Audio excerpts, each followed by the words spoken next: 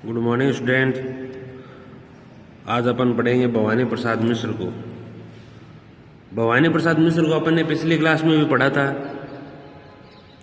जिस प्रकार वो अपने बारे में बता रहे हैं और वो देशभक्ति के लिए जेल में चले जाते हैं, फिर उन्हें जैसे जैसे बरसात होती है और पानी इकट्ठा होता जाता है वैसे वैसे उन्हें घर की याद भी आती जाती है, आने लगती है। घर की याद के अंदर वह अपने घर के बारे में सोचते हैं। उन्हें घर की याद आती है कि किस प्रकार उनके 4 भाई और 4 बहनें हैं। जो बहनें हैं उनकी अपने मायके में आई हुई हैं, अपने माँ बाप के पास आई हुई हैं, इस बात की उन्हें याद आती है। फिर उन्हें याद आती है अपनी माँ की कि उनकी माँ अनपढ़ है और किस प्रकार वो उन्हें संभालती है।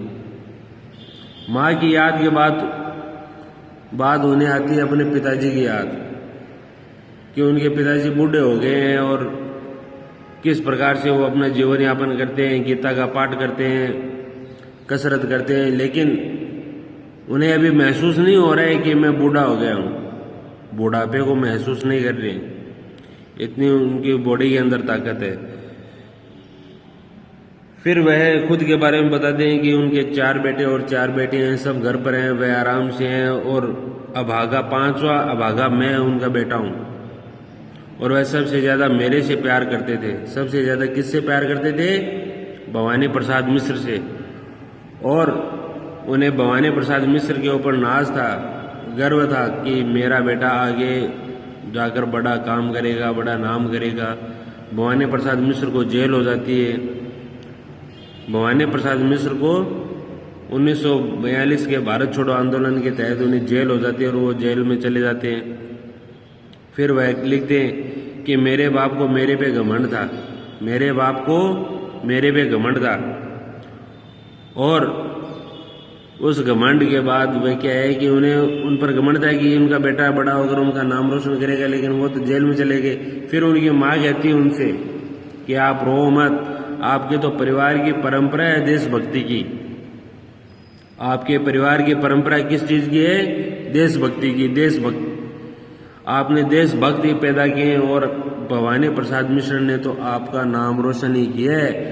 आपकी जो परिपाटी चलाई हुई थी, जो सीख आपने दी थी, उसी सीख को भवानी प्रसाद मिश्र ने क्या किया है? आगे बढ़ाया है। और उसी की सीख के दौरान वह क्या है? देश सेवा में लगे हैं और देश सेवा के लिए ही वो जेल गए। कोई गलत काम के लिए जेल नहीं गए, देश सेवा में ही वो जेल गए। इस प्रकार वह उनकी माँ उनके पिताजी को ढाढ़स बंधाती है कि आप रो मत, आप बिल्कुल भी चिंता मत करो। आपके पुत्र ने कोई ऐसा काम नहीं किया जिससे कि आपका नाम नीचा हो। आपका नाम ऊंचा ही करने के लिए आपके पुत्र ने, आपके बेटे ने जेल की यात्रा की है। अब आगे क्या है? किंतु उनसे यह न कहना, उन्हें देते धीर रहना, उन्हें कहना लिख रहा हूँ, उन्हें कहना पढ़ रहा हूँ, काम करता हूँ कि कहना, नाम करता हूँ कि कहना, चाहते हैं लोग कहना, मत करो कुछ शौक है कहना। अब भवानी प्रसाद मिश्र जेल के अंदर अपने बारे में लिख रहे हैं, अपने पिताजी को लिख रहे हैं कि किंतु उनसे यह नहीं कहना, उन्हें धीर देते धीर रहना, उन्हें कहना लिख रहा हूँ, उन्हें कहना पढ़ रहा हूँ। धीर यानी धीरज, धैर्य, धीर यानी धीरज, धैर्य। नाम यानी उनका नाम रोशन करना। उन्हें कहना लिख रहा हूँ, उन्हें कहना पढ़ रहा हूँ, काम करता हूँ कि कहना, नाम करता हूँ कि नाम करता हूँ मतलब प्रशंसनीय कार्य करता हूँ। उनका नाम रोशन करने के लिए प्रशंसनीय कार्य करना। चाहते हैं लोग कहना, मत करो कुछ शौक कहना। शौक यानी होता है दुख, शोक कहना यानी दुख करना। अब भवानी प्रसाद मिश्र क्या करें? किंतु उनसे यह न कहना, उन्हें देते धीर रहना। वह बादल को संबोधित करते हुए कह रहे हैं, रात का समय था, बारिश हो रही थी, उन्हें घर की याद आती है और वह बादल को संबोधित करते हुए कहते हैं किंतु उनसे यह नहीं कहना। अब वह बादल को कह रहे हैं कि आप जाओ और मेरे बारे में, भवानी प्रसाद मिश्र के बारे में उनके माँ बाप को बताओ कि वो जेल में कैसे रह रहे हैं। उन्हें आपकी याद आ रही है और वो बताते हैं कि वो जेल में कैसे रह रहे हैं। किंतु उनसे यह नहीं कहना, उन्हें देते धीर रहना। और वह कह रहे हैं कि आप उनसे मेरे बारे में यह मत कह देना कि वह वहाँ पर नर्वस है, वहाँ पर उसको बहुत ज़्यादा दुख है, आपकी याद सता रही है। इस बात को घर वालों को बिल्कुल भी नहीं कहना है। उन्हें देते धीर रहना और उन्हें आप धैर्य बंधाते रहना कि आपका बेटा वहाँ पर ठीक है, सब काम कर रहा है, लोग उसकी बात मान रहे हैं। इस प्रकार उन्हें धैर्य आप देते रहना। यह बात भवानी प्रसाद मिश्र कह रहे हैं बादल से। उन्हें कहना लिख रहा हूँ, उन्हें कहना पढ़ रहा हूँ। अब वह बादल को कह रहे हैं कि बादल से अनुरोध कर रहे हैं कि आप घर वालों को कहना कि भवानी प्रसाद मिश्र वहाँ पर कविताएं लिखता है, लिखने का काम कर रहा है, किताबें कहानियाँ लिख रहा है, पत्र पत्रिकाएं लिख रहा है, और भी कुछ जो लिखने को है वह वहाँ पर लिख रहा है। उन्हें कहना लिख रहा है, उन्हें कहना पढ़ रहा है, और आप उन्हें कहना कि वह वहाँ पर पढ़ाई कर रहा है, लिख भी रहा है, कविता भी लिख रहा है, कहानियाँ भी लिख रहा है, पत्र पत्रिकाएं भी लिख रहा है, देश की आज़ादी के बारे में भी लिख रहा है, और उन्हें कहना पढ़ रहा है, और वह वहाँ पर पढ़ रहा है। आप इस प्रकार का धैर्य उन्हें देते रहना, आप इस प्रकार का धैर्य उन्हें देते रहना। ये बात कह रहे हैं भवानी प्रसाद मिश्र बादलों से। काम करता हूँ कि कहना, नाम करता हूँ कि कहना चाहते हैं लोग, कहना मत करो कुछ शौक कहना। अब भवानी प्रसाद मिश्र क्या कह रहे हैं? भवानी प्रसाद मिश्र बादल से कह रहे हैं कि आप वहाँ पर जाओ और मेरे पिताजी को कहना कि वह वहाँ पर खूब काम कर रहा है, और नाम करता हूँ कि कहना, और आपका नाम रोशन वहाँ पर कर रहा है, आपका नाम रोशन कर रहा है, देश का नाम ऊंचा कर रहा है, वह वहाँ पर खूब काम कर रहा है। चाहते हैं लोग कहना मत करो कुछ शौक कहना। अब भवानी प्रसाद मिश्र क्या कह रहे हैं? भवानी प्रसाद मिश्र कह रहे हैं कि उसके काम इतने प्रशंसा योग्य हैं, इतने प्रशंसनीय हैं, तो सभी लोग उसकी खूब प्रशंसा भी करते हैं। किसकी? भवानी प्रसाद मिश्र की। ऐसी स्थिति में आप भवानी प्रसाद के बारे में, या भवानी प्रसाद कह रहे हैं बादल से कि आप घर वालों को कहना कि लोग उसकी खूब प्रशंसा कर रहे हैं, खूब चर्चा कर रहे हैं, तो वह उनके पिताजी उनके बारे में दुखी न हो। उन्हें दुखी होने की आवश्यकता नहीं है, मत करो कुछ शौक कहना। कि भवानी प्रसाद मिश्र कह रहे हैं कि बादल से कि आप जाओ और वहाँ पर जाकर मेरे पिताजी से कहना कि वह वहाँ पर काम कर रहा है और आपका नाम रोशन कर रहा है, देश का नाम रोशन कर रहा है। चाहते हैं लोग कहना, और लोग भी उसकी खूब प्रशंसा करते हैं, लोग भी उनकी खूब प्रशंसा करते हैं, उनके काम प्रशंसा के योग्य हैं। ऐसा भवानी प्रसाद मिश्र कह रहे हैं कि मेरे पिताजी से कहना, बादल से कह रहे हैं मत करो कुछ शौक कहना। और भवानी प्रसाद मिश्र बादल से कह रहे हैं कि आप उन्हें कहना कि आप भवानी प्रसाद मिश्र के बारे में दुखी मत हो, भवानी प्रसाद मिश्र के बारे में आप बिल्कुल भी दुखी मत हो, वह वहाँ पर अच्छी तरीके से काम कर रहा है। अब आगे भवानी प्रसाद मिश्र क्या कह रहे हैं? और कहना मस्त हूँ मैं, काटने में व्यस्त हूँ मैं, वजन 70 शेर मेरा और भोजन ढेर मेरा, कूदता हूँ खेलता हूँ दुख डटकर ठेलता हूँ, और कहना मस्त हूँ मैं, यूँ न कहना अस्त हूँ मैं। अब भवानी प्रसाद मिश्र आगे क्या कह रहे हैं? आगे बादल से क्या कह रहे हैं?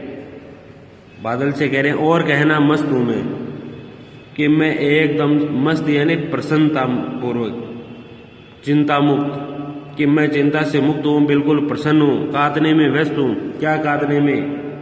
रुई ऊन काटने में, कपास काटने में। और कपास के क्या बनते हैं? कपास को जब पतले धागे के समान महीन काट लिया जाता है तो उससे बनते हैं कपड़े। उससे क्या बनते हैं? कपड़े। उसका धागा बनता है, उसको महीन काटने से। काटते हैं चरखे से, चरखा होता है काटने वाला, उससे काटते हैं। वजन 70 शेर, 70 शेर यानी 70 किलो के आसपास, 70 शेर यानी 70 किलो के आसपास। भोजन ढेर मेरा, ढेर यानी खूब सारा। कूदता हूँ खेलता हूँ दुख डटकर ठेलता हूँ। ठेलता यानी आगे बढ़ाना, ठेलने का मतलब होता है दूर भगाना, आगे बढ़ाना, आगे बढ़ाना, दूर बढ़ाना। और कहना मस्त हूँ मैं, यो न कहना अस्त हूँ मैं। अस्त का अर्थ क्या होता है? अस्त का अर्थ होता है निराश, यानी जो उसका कार्य है उसके क्षेत्र से बाहर होना, निराश होना, इसे कहते हैं अस्त। अब भवानी प्रसाद मिश्र क्या कह रहे हैं? और कहना मस्त हूँ मैं, काटने में व्यस्त हूँ मैं, वजन 70 शेर मेरा और भोजन ढेर मेरा, कूदता हूँ खेलता हूँ दुख डटकर ठेलता हूँ, और कहना मस्त हूँ मैं, यो न कहना अस्त हूँ मैं। भवानी प्रसाद मिश्र बादल को संबोधित करते हुए कह रहे हैं, बादल को, सावन को संबोधित करते हुए कह रहे हैं कि हे सुंदर पवित्र सावन, ये हे सुंदर पवित्र बादल, आप वहाँ पर जाकर मेरे घर वालों से कहना कि मैं मस्त हूँ मैं, कि मैं वहाँ पर जेल के अंदर बहुत ही आनंद पूर्वक हूँ, आनंद से हूँ, एकदम बिल्कुल चिंता मुक्त हूँ, मुझे किसी भी प्रकार की समस्या नहीं है। काटने में व्यस्त हूँ मैं, और मैं वहाँ पर कपास काटने में व्यस्त हूँ। कपास काटने में ही मेरा पूरा दिन निकल जाता है, कपास काटने में ही मेरा पूरा दिन निकल जाता है। मैं वहाँ पर चरखे पर कपास क्या है काटता रहता हूँ। वजन 70 शेर है मेरा, वजन 70 शेर मेरा। अब वह कह रहे हैं, अब भवानी प्रसाद मिश्र कह रहे हैं सावन को, बादल को संबोधित करते हुए कि आप मेरे पिताजी से, मेरे घर वालों से कहना कि उसका वजन कितना है, 70 शेर है, दुबला पतला नहीं है आपका लड़का, हष्ट पुष्ट हट्टा कट्टा है। वजन 70 शेर है मेरा और भोजन ढेर है मेरा। कि हे सावन, हे बादल, आप मेरे पिताजी से कहना कि उसका वजन है वो 70 शेर है, दुबला पतला नहीं है, एकदम हष्ट पुष्ट है, और भोजन है वह खूब सारा खाता है। भोजन ढेर मेरा, और वह भोजन भी खूब सारा खाता है। ऐसा नहीं है कि वह बिल्कुल से भी 1-2 फलके खा रहा है, बिल्कुल ही नहीं ऐसा, वह खूब सारा भोजन खा रहा है, और भोजन ढेर मेरा। कूदता हूँ खेलता हूँ दुख डटकर ठेलता हूँ, और कहना मस्त हूँ मैं, यूँ न कहना अस्त हूँ मैं। अब भवानी प्रसाद मिश्र कह रहे हैं सावन को, बादल को संबोधित करते हुए कि मैं जेल के अंदर रहकर खूब खेलता कूदता हूँ, मैं साहसपूर्वक अपने दुखों का डटकर सामना कर रहा हूँ और उन्हें आगे धकेल रहा हूँ। दुख डटकर ठेलता हूँ मैं, कूदता हूँ खेलता हूँ दुख डटकर ठेलता हूँ मैं। भवानी प्रसाद मिश्र सावन को, बादल को संबोधित करते हुए कह रहे हैं कि आप वहाँ जाओ तो ये कहना मेरे घर वालों से, मेरे पिताजी से कि वह वहाँ पर प्रसन्नतापूर्वक है, कूद रहा है, खेल रहा है, दुखों को डटकर झेल रहा है। वह वहाँ पर कूदता है, खेलता है, दुख डटकर ठेलता हूँ मैं, और वह वहाँ पर मजे से, साहसपूर्ण तरीके से दुखों को झेल रहा है, दुखों का सामना कर रहा है। साहसपूर्ण तरीके से वह वहाँ पर दुखों का सामना कर रहा है और उन्हें आगे की ओर धकेल रहा है। दुख डटकर ठेलता हूँ और उन्हें आगे की ओर धकेल रहा है, और कहना मस्त हूँ मैं, यूँ न कहना अस्त हूँ मैं। और वह सावन को, बादल को संबोधित करते हुए कह रहे हैं कि आप मेरे घर की तरफ जाओ तो उन्हें कहना कि भवानी प्रसाद मिश्र जेल के अंदर एकदम मस्त है, एकदम मस्त है, उसका जीवन मस्ती के अंदर बीत रहा है। वह सावन को संबोधित करते हुए कह रहा है कि तुम मेरे पिताजी से कहना कि उसका जीवन है वो मस्ती के अंदर बीत रहा है, यूँ न कहना अस्त में, अस्त यानी निराश। वह भवानी प्रसाद मिश्र बादल से कह रहा है कि आप वहाँ पर जाकर ये मत कह देना, आप ये मत कह देना कि वह है जो वहाँ पर जेल के अंदर निराश बैठा है, जेल के अंदर निराश बैठा है, उसका जी नहीं लग रहा है, काम में उसका मन नहीं लग रहा है। आप घर वालों से ये मत कह देना।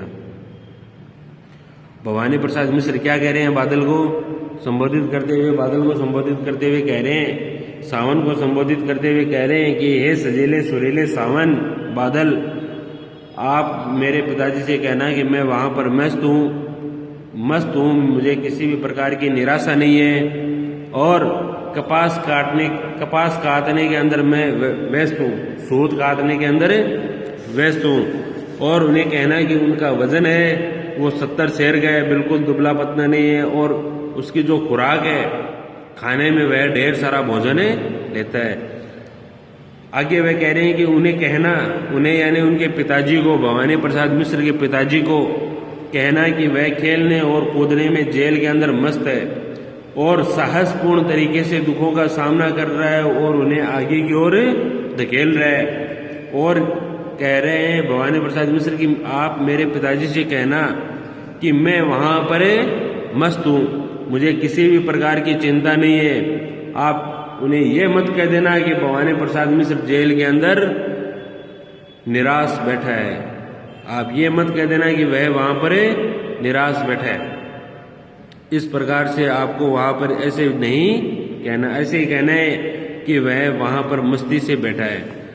हाय रे ऐसा न कहना, हाय रे ऐसा न कहना है कि जो जैसा न कहना, कह न देना जागता हूँ आदमी से भागता हूँ, कह न देना मौन हूँ मैं खुद न समझूं कौन हूँ मैं, देखना कुछ बक न देना उन्हें कोई शक न देना। अब भवानी प्रसाद मिश्र वास्तविकता बताते हैं अपनी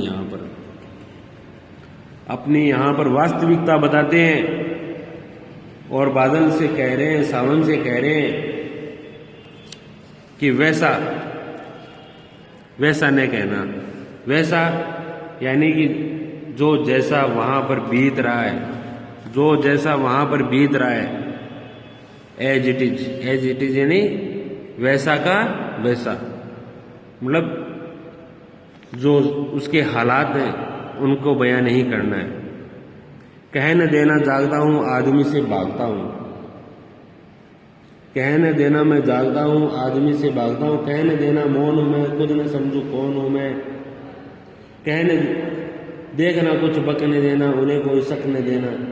बक यानी बिना सोचे समझे बोलना, बकना यानी बिना सोचे समझे बोलना, उन्हें कोई शक नहीं देना।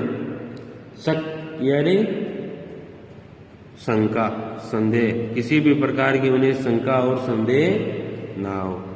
अब वह क्या कह रहे हैं, हाय रे ऐसा न कहना है कि जो जैसा न कहना वैसा न कहना।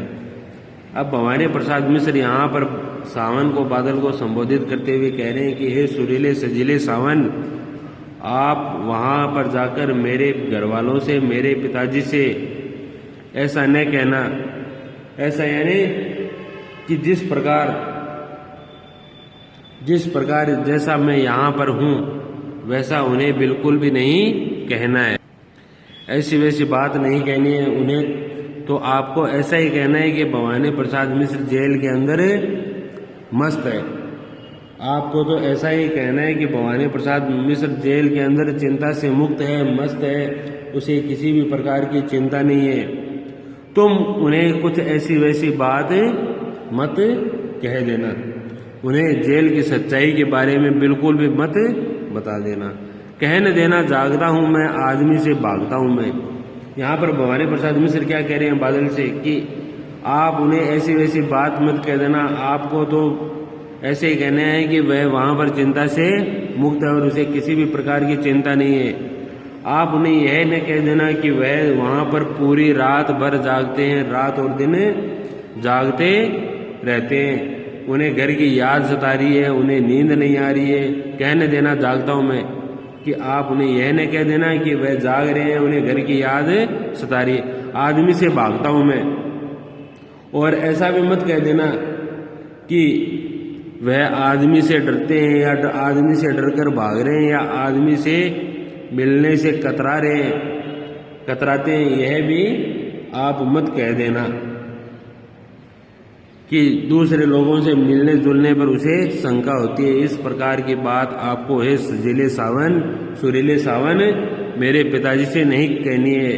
कह न देना मौन हूँ मैं, खुद न समझूं कौन हूँ मैं, देखना कुछ बक न देना उन्हें कोई शक न देना। अब वह बादल को संबोधित, सावन को संबोधित करते हुए कह रहे हैं कि हे सजीले सुरीले सावन, आप उन्हें यह न कह देना कि मैं वहाँ पर मौन हूँ, कुछ बोलता नहीं हूँ, लिखता नहीं हूँ, पत्रकारिता के अंदर कुछ नहीं लिख रहा हूँ, कविताएं नहीं लिख रहा हूँ, किसी से नहीं बोल रहा हूँ, मैं चुपचाप बैठा हूँ। आपको ऐसी कुछ भी बात नहीं कहनी है। खुद न समझूं कौन हूँ मैं। और आप उन्हें ऐसा भी मत कह देना कि भवानी प्रसाद मिश्र के अंदर ऐसा हो रहा है कि वो खुद को भी नहीं पहचान रहे हैं, खुद को भी नहीं समझ रहे हैं कि मैं कौन हूँ। देखना कुछ बक न देना उन्हें कोई शक न देना। हे सावन, आपको कुछ भी नहीं कहना है, कुछ भी बिना सोचे समझे नहीं बोलना है, बिना सोचे समझे मेरे घर वालों को, मेरे पिताजी को कुछ भी नहीं बोलना है, और उन्हें ऐसा कोई शक भी न हो, उन्हें कोई शक नहीं देना, और उन्हें ऐसी बात मत कहना कि उन्हें शक हो जाए कि भवानी प्रसाद मिश्र जेल के अंदर अच्छे से नहीं है, सही तरीके से नहीं है, उसे किसी भी प्रकार की चिंता है, ऐसा किसी भी प्रकार का उन्हें कोई शक न होने देना।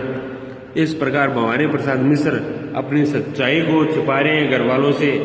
सावन को संबोधित करते हुए कह रहे हैं कि हे सजीले सावन, तुम किसी भी प्रकार की सच्चाई मेरे घर वालों को नहीं बताना, जिससे कि मेरे घर वालों का जीवन है वह क्या हो जाए, दुख में हो जाए। आपको ऐसी बात नहीं कहनी है कि उनका जो जीवन है वह क्या हो जाए, दुख में हो जाए। आपको ऐसी बात बिल्कुल भी नहीं करनी है। आपको तो यही कहना है कि भवानी प्रसाद मिश्र जेल के अंदर आराम से बैठा है, मौज से बैठा है, मस्ती से बैठा है, उसे किसी भी प्रकार की चिंता नहीं है, पढ़ता है, लिखता है, रुई को, ऊन को, कपास को काटता है, किसी भी प्रकार की उसे कोई चिंता नहीं है। उसका वजन है वह भी 70 किलो है, 70 शेर है, और खूब सारा वह भोजन करता है, भोजन खाता है, वहां पर मस्ती से खेलता और कूदता रहता है, मस्ती से बैठा है, उसे किसी भी प्रकार की कोई भी चिंता नहीं है। आपको ऐसी बात घर वालों से कहनी है, सच्चाई बिल्कुल भी नहीं बतानी है कि वह वहां पर दुखी है, उसे नींद नहीं आती है। आप ऐसा नहीं बोलोगे घर वालों से। हे सजीले हरे सावन, है कि मेरे पुण्य पावन, तुम बरस लो वे न बरसे, पांचवे को वे न तरसे। अब यहाँ पर क्या कह रहे हैं भवानी प्रसाद मिश्र कि हे सजीले हरे भरे सावन, मेरे पुण्य पावन, कि हे सजीले हरे भरे सावन, तुम अत्यधिक पवित्र हो, तुम मेरे पवित्र हो, तुम बरस लो वे न बरसे, पांचवे को वे न तरसे। कि हे सजीले हरे भरे सावन, मेरे पुण्य, तुम मेरे पुण्य हो, सुंदर हो, अत्यंत पवित्र हो, तुम भले ही बरस लो, तुम्हें तो बरसना ही है, तुम बरसोगे तभी तो लोग का कल्याण होगा, लोगों का कल्याण होगा। तुम बरस लो वे न बरसे। मेरे जो माँ बाप है, पिताजी है, वो क्या है कि न बरसे, यानी उन्हें किसी भी प्रकार का दुख दर्द न हो, किसी भी प्रकार का कष्ट न हो, और वह बरसे यानी न रोए। बरसना यानी आदमी का बरसना, यानी आदमी का रोना, उसकी आंखों से अश्रुधारा का बहना, आंसुओं का बहना। कि तुम मेरे पवित्र हो, तुम बरस लो वे न बरसे, कि तुम तो बरस लो, तुम बरसोगे तभी तो लोगों का कल्याण होगा, लेकिन जो मेरे माँ बाप हैं वो न बरसे, वो न रोए, और पांचवे को वो न तरसे। और जो उनका पांचवा पुत्र है, पांचवा पुत्र कौन, स्वयं भवानी प्रसाद मिश्र, उसे वह किसी भी प्रकार से न तरसे, वह ऐसे ही समझे कि वह जेल में मस्ती से है, उसे जेल में किसी भी प्रकार का दुख दर्द नहीं है, उसे जेल में किसी भी प्रकार का कष्ट नहीं है। अपना चैप्टर घर की याद भवानी प्रसाद मिश्र का यहाँ पर पूरा होता है। भवानी प्रसाद मिश्र 1942 में भारत छोड़ो आंदोलन के अंदर जेल के अंदर चले जाते हैं, और जब सावन की बरसात होती है, जब वह जेल में थे और सावन की बरसात होती है, तो उन्हें घर की याद आती है, और उस घर की याद आती है तो वे एक कविता लिखते हैं, घर की याद। और वह कविता अपने सिलेबस के अंदर है, यहाँ पर मैंने आपको पढ़ाई है। अब अपन करते हैं इसके क्वेश्चन आंसर। क्वेश्चन नंबर 1, पानी के रात भर गिरने और प्राण मन के गिरने में परस्पर क्या संबंध है? पानी के रात भर गिरने और प्राण मन के गिरने में परस्पर क्या संबंध है? अब जो अपना कवि है भवानी प्रसाद मिश्र, वह कहाँ पर है? वह है जेल के अंदर, और सावन के महीने में रात भर पानी बरस रहा है, वर्षा की झड़ी के साथ उनका मन घर की यादों के अंदर खोया रहता है। इधर वर्षा हो रही है, उधर कवि के मन में घर की याद की स्मृतियों के बादल उमड़ घुमड़ रहे हैं, उन्हें एक के बाद एक घर की याद आ रही है। वर्षा की ऋतु ही ऐसी है कि कवि के मन में अपने भाई बहनों तथा माता पिता से अलग होने की पीड़ा उत्पन्न हो जाती है। वर्षा ऋतु को वियोग का उद्दीपक भी माना गया है। यहाँ भी वियोग है, परंतु वह प्रियतम या प्रेयसी से न होकर एक पुत्र का अपने माँ बाप से, माता पिता से और अपने भाइयों और बहनों से वियोग है। मायके आई बहनों के लिए कवि ने घर को परिताप का घर क्यों कहा है? मायके से आई बहनों के लिए कवि ने घर का परिताप, कवि ने घर को परिताप का घर इसलिए कहा है क्योंकि जब उसकी बहनें अपने मायके आती है, अपने माँ के घर आती है, पिताजी के घर आती हैं, तो उनका जो एक भाई है, 9 भाई और बहनों में 4 भाई बहन तो घर पे, और उनका जो एक भाई है, छोटा भाई है, वह जेल के अंदर बंद है। जेल के अंदर बंद होने से पिताजी और माताजी को क्या है कि पिताजी और माताजी को उनकी याद आती है और उन्हें दुख होता है कि उनका एक लड़का जेल के अंदर बंद है। तो माँ बाप के दुखों के परिताप के कारण कवि के घर को परिताप का घर कहा है। पिता के व्यक्तित्व की किन किन विशेषताओं को उकेरा गया है? यहाँ पर भवानी प्रसाद मिश्र ने पिता के व्यक्तित्व की कौन कौन सी विशेषताओं को उकेरा है? इसमें जेल में बंद कवि ने अपने घर से संबंधित यादों को चित्रित किया। इसमें कवि ने भाइयों बहनों तथा माँ पिता की यादें इसमें लिखी हैं, सम्मिलित की हैं। पिता की स्मृतियाँ कवि को विशेष उद्वेग यानी उन्हें विशेष दुख होता है उनसे। कवि ने पिता के व्यक्तित्व की जो विशेषताएं बताई है वह स्वस्थ एवं साहसी। उनके पिता कैसे हैं? स्वस्थ हैं, साहसी हैं। उनका जीवन कैसा है? उनका जीवन संयमित जीवन है। और संयमित जीवन कैसे? संयम से भरा है। वह प्रातः उठकर गीता पाठ करते हैं। गीता का पाठ करने के बाद वह व्यायाम करते हैं, कसरत करते हैं, और जिससे उनका मन स्वस्थ रहता है और शांत रहता है। उनके पिताजी कैसे हैं? उनके पिताजी भावुक भी हैं। भावुक क्यों? क्योंकि उनका जो 5वां बेटा है वह कहाँ पर है? जेल के अंदर बंद है, इसलिए उन्हें उसके प्रति दुख पैदा उनके मन में होता रहता है। निम्नलिखित पंक्तियों में बस शब्द के प्रयोग की विशेषता बताइए। मैं मजे में हूं यही सही है, घर नहीं हूं बस यही है, घर नहीं हूं बस यही है, किंतु यह बस बड़ा बस है, इसी बस में सब विरस है। इस बस के बारे में आपको, इस बस की विशेषताएं आपको लिखनी है कि कौन कौन सी विशेषताएं हैं।